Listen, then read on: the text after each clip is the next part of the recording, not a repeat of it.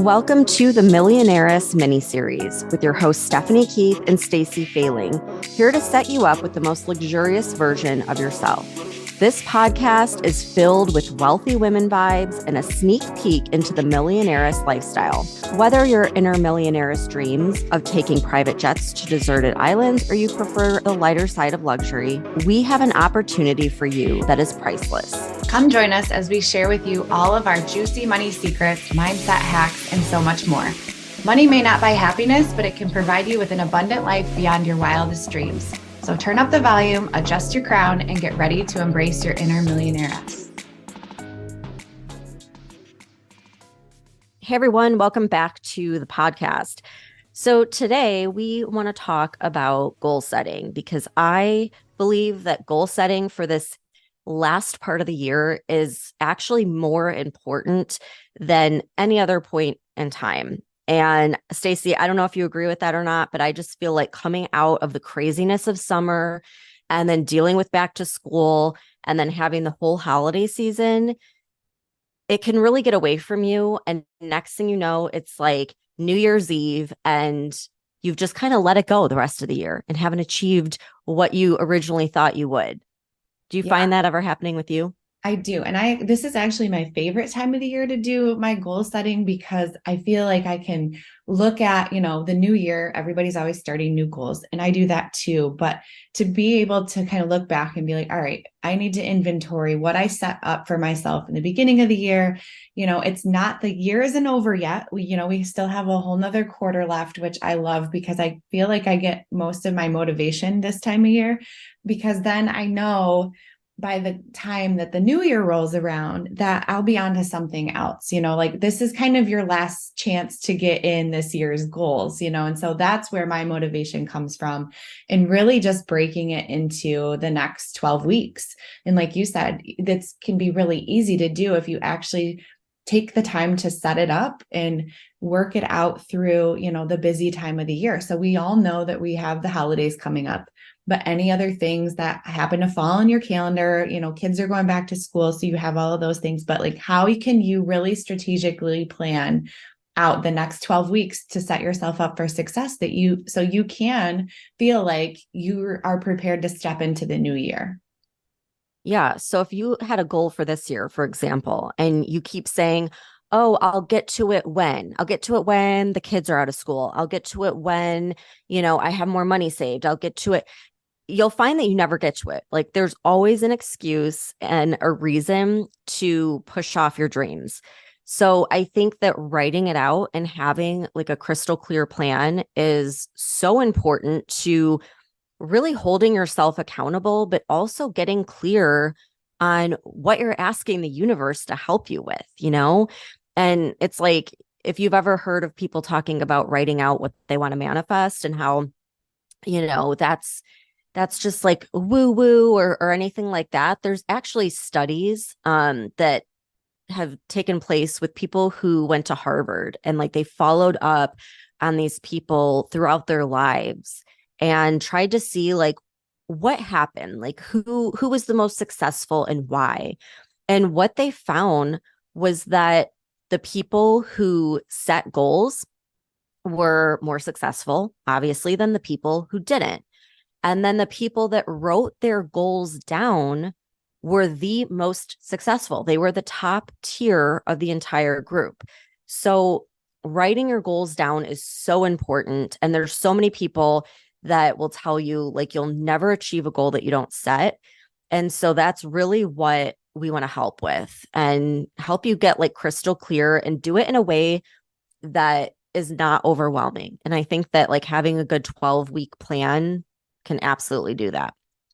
Absolutely. And, this goes back to a very basic approach to starting your goals is doing the SMART method and stuff. I know that you're familiar with this. And this is something that I learned in nursing school, actually, when it came to setting goals for like my clients or my patients, but it works. And the reason that it works is because it's an acronym and it means specific, measurable, achievable, relevant, and you have to attach some sort of time frame. So if you are breaking down the next 12 weeks, like your time frame would be, by the end of the year, and make it as specific as you can, because the more vague that you are, the more difficult it's going to be to achieve it, because you don't have something that you're super clear on, and making it measurable so that how much of something do you want to get done? Do you want to have everything completed by the end of the year? Or do you just want to have like part of your program that you're working on?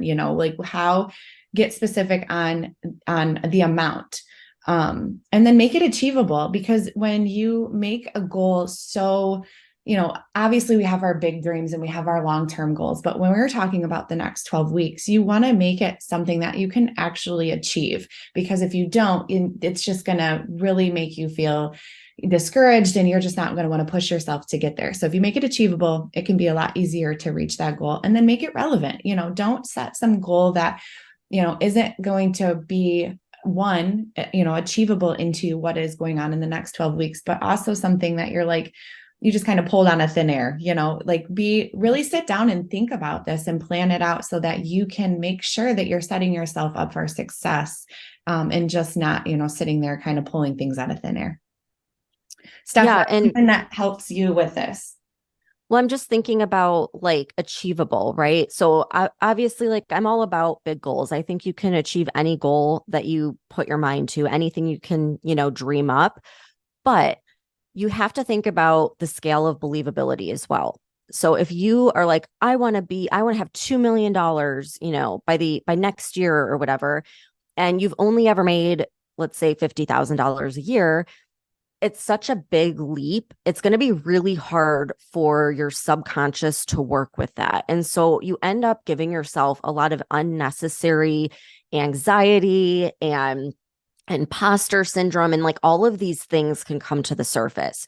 So I always suggest, especially if you're new to this, is to just start small, because you can always build up from there. But start with something that like you can actually wrap your mind around, something that feels attainable for you, and you don't want it to be like too comfortable, because we want to step out of your comfort zone, but you don't want it to be so far-fetched that you can't even like imagine this in your reality. And so like an example that I can give is, for the longest time, I wanted to quit my day job, and I had in my mind that like I had to be a millionaire. So I have to get $1 million. I have to be a millionaire. And that just seemed so unattainable that it was like always something in the far distant future. And I really couldn't imagine it. And finally, I had to like get serious, and I was like, okay, how much would I really need to quit my day job? Like if I wanted to stay home tomorrow, what would I need every month to pay the bills and just like break even at this point? And that was only $4,000. So it's like 4,000 versus a million was a lot easier for me to wrap my mind around. And when I realized it was this number that felt like not that daunting, I was able to do it really quickly. And then I moved the goal up to 10,000, and then you just go up from there, right? But you got to like start somewhere. And so I think with this next 12 weeks, like just give yourself a small stepping stone.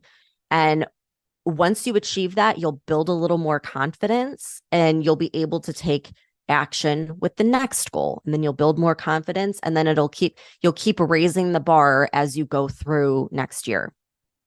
Yeah, and I've talked about this before, and if you haven't read the 12-week year, it's a really quick read. It's really easy. It explains so much, and it's so helpful. But if you're at this point where you really want to move forward with the next 12 weeks, you don't have time to pick up the book right now, put it on your reading list for next year. But for right now, there are definitely some things that can help you, that they break down into that book. And that's what I use. Like, that's the method that I use. And like Steph said, getting yourself stepping stones. So obviously the 12-week is our timeline, but break it into those smaller actionable steps every single day. Write a task list of like 2 or 3 things that you want to get done today. And then like a week goal, set a week goal for yourself. So that way you're really able to kind of check things off. If you're like me, you like to check things off, but it gives you a realistic way to really hold yourself accountable and also make that action that's going to get you closer to that goal in the 12 weeks. And so that's been something that's super helpful for me. And I do this like first thing in the morning. So if you can have this built into your routine a little bit so that, you don't feel so rushed, you don't feel overwhelmed when you're trying to reach your goal and create these things, you have to understand, like I said, it's important to work it into your schedule. So if you can sit down with your calendar and know like what's going to be possible for you, how you can chunk it out throughout your day and your week. And if you have a busier week, kind of plan for that ahead of time so that it doesn't attack you, you attack it. And it's just going to help you feel so that you're not like in that comparison or feeling like you're so overwhelmed that you want to give up. And because I've been there when I've set goals, and Steph, I'm sure that you have too. And it's just because I've done the opposite where I'm like, okay, I have this goal and I'm going to reach it in 12 weeks, but I didn't really do anything else with it to really set myself up for success. You know what I mean? Yeah. Well, that's where I feel like you really need to have some type of support and accountability, like some type of check-in. And this is where it gets a little tricky because, and this is just my opinion, but you don't want to just tell anyone your goal. There's going to be people in your life that like are not on the same journey as you, and they're not into, self-development and setting goals and all that kind of stuff. So there's going to be certain people where if you tell them your goal, they're going to laugh at you, or they're going to be like, you're crazy, or like whatever. And it can create a lot of self-doubt and a lot of negativity. So you really want to be careful of who you let into that support circle.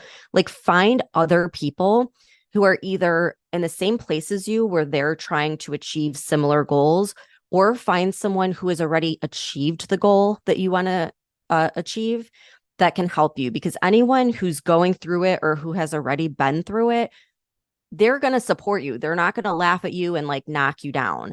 And so I'm always very guarded with telling people my big plans and dreams. And I save that for like, people who I can trust because they've been through it or they're going through it.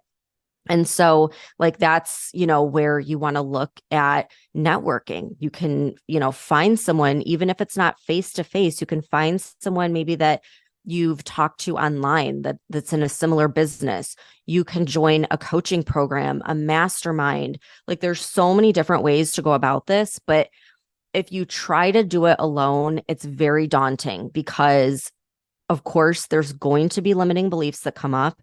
There's going to be imposter syndrome. There's going to be excuses. It's just the way it is because your subconscious works really hard to keep things in your comfort zone. And so it's really important to have someone that can give you that support and cheer you on, but also hold you accountable and be like, hey, we're in October. Did you get started on, XYZ yet? No. Okay. Why? What can I help with? Like you really need that, especially when you're making some big changes, like going from your day job to running a business. So that's like, I think that's one of the most important components of goal setting, Stacey. Yeah, I have to agree with you because I would not have had the level of success that I have had without the mentorship and the support of other peers, because it's important to have somebody that has been where you are, that you can learn those things from and like help eliminate the mess that, you and I, for example, had to go through. It's important to have that mentorship, but it's really important too to have other people that are in that exact place with you going through it so that you can have that support. Because in my inner circle, I didn't have that. I didn't have people that understood where I wanted to go. It was so, out of anybody's real reality of what's possible. And so to step into a space where it was safe, I could talk to these women about what was going on, and to know that they were going through similar things just kind of took some pressure off of me. And then we were able to just kind of hype one another up and really, it didn't matter if we had a bad week or if we had like the best week and we were making thousands of dollars. It was like we all supported and celebrated one another regardless of where our achievements were. And I think that's such a big push too, because you don't have to feel like you're comparing yourself to anybody. It really is just, hey, we're all in this together. We're all in different places, but we all have a very similar end goal. And just showing up and allowing yourself to have that time. So, if you're a busy mom and your kiddos are in school and you can carve out a little bit of time throughout the day for yourself, like this to me is also one of the best ways for self-care, because we don't have that camaraderie as women these days. Like having supportive women in your circle is so hard to find. And especially when you're trying to go after something and nobody else around you understands. I mean, it's a win-win. You have that support. You get to be around other moms and other women who understand, and you can take some time for yourself, but also learn and grow. So Steph, I'm right there with you with that. Yeah. And we're actually going to have a 2-day workshop where we offer that. We're going to go through that. We're going to lay out the entire goal setting practice that we do. We're going to do it live with you guys so that as questions come up, you can ask them. And then this is a way too for you to network with other women who are in the same space that are like, hey, I'm ready for change. I need to set some goals. I want to start a business. I want to scale my business, whatever it may be. This is an opportunity for you to start connecting with some of these people. And then, having someone to kind of lay it out and give you this framework of like what you should do, how you can set it up so that by the end of this year, you can look back and see like you've grown, you've made these really big steps in your life, and you can celebrate that at the end of the year instead of being in the same exact place that you're in now. So we'll post that in the show notes if anyone's interested and you want the details. It's going to be 2 days. We're going to have a good mixture of like the strategy of goal setting, but we're also going to share some of our techniques that we do with our coaching clients to help overcome like the imposter syndrome and all of the self-doubt and the limiting beliefs that come up when you start to look at goals. So we'll be doing like a tapping session, which is really helping to regulate your nervous system, which is going to help you take action on your goals instead of writing the goal down and then getting too afraid to move forward with it. So it's going to be a lot of fun. It's going to be a great networking event, and we hope to see you guys there. Yeah. And also just, I think if you are even contemplating, like, this is a space that I need to be in and I want to be a part of this group, this is going to give you a really good idea of what it's like inside of our bigger memberships and like the possibilities that you can really open yourself up to for the end of the year. So if you're serious about it, you can take this workshop and just, you'll have that chance to have one-on-one time with Steph and I, just like you would inside of our bigger programs. And so it's a good, realistic approach to what you could possibly set yourself up for and get into and have that bigger network of support for the end of the year. So, we're putting ourselves out there for you because we know how scary it can be to want to step into something like this that you've never done before. You might have these big goals and you just don't know what the first step is. And, this workshop is a really good way to kind of dip your toes into it. And like Steph said, we have a lot of awesome things, a couple surprises up our sleeve for you. So, everything is in the show notes for you there. And we hope to see you inside. Otherwise, we will see you back here next week.